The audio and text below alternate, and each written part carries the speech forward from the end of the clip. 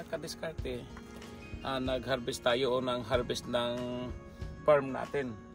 Yung mga talong natin, ito yung yung unang bunga niya, malalaki.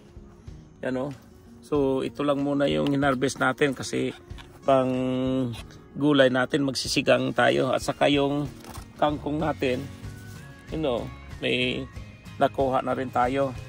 Tapos yung pangsigang natin, yan, yung kamatis natin marami na yan.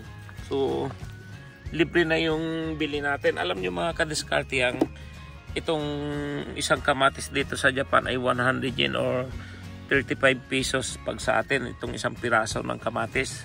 So napakamahal mga kadiskarte yung gulay dito. Napakaganda ng pangsigang natin. Yan yung mga gulay natin dito na pwede na nating i-harvest. Yan ang nasisimulan na nating i-harvest. So ang dami pang bunga ng talong natin dito mga kadiskarte. Yan malalaki pa. Yan ito yung mga talong natin. Yan, maganda talaga yung variety din na kuha natin. Yan, mahaba siya. Yan, maraming bunga.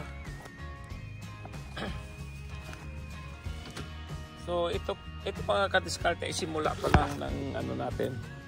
Bali kuha lang muna tayo ng gulay, magsisigang tayo. Tapos yung siling pangsigang natin, itong dami din. Yan, dami na rin mga bunga. Yan yan.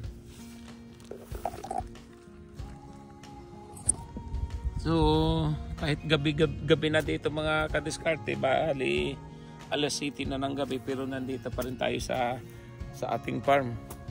So dahil may trabaho tayo, busy tayo, ay yung mga bakanting oras natin, yun lang ang ginagamit natin.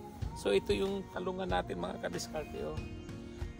Kaya natin nilalagyan ng balag yung talong natin kasi tumataas ito para dahil pagka tumataas tong talong natin, tapos pag maraming bunga, nababali yung mga sanga, natutumba siya. Pero pag may balag siya, ay hindi siya kahit malakas ang hangin ay may suporta siya. So yan ang purpose ng balag natin. Yan.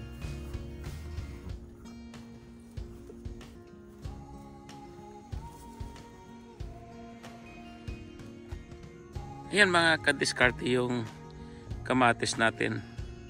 So yun ipapasilip ko sa inyo yung bunga ng mga kamatis natin ngayon. Yan siya may mga hinog na. Yan. At pwede na tayo mag-harvest. Nakatago yung mga bunga. Yan, dami na niya. Yan. Malalaki pati yung bunga. Yan grabe Yan lalaki ng mga bunga niya. Yan. So maraming damo. Yan mga kadiskarte yung kamatis natin ngayon.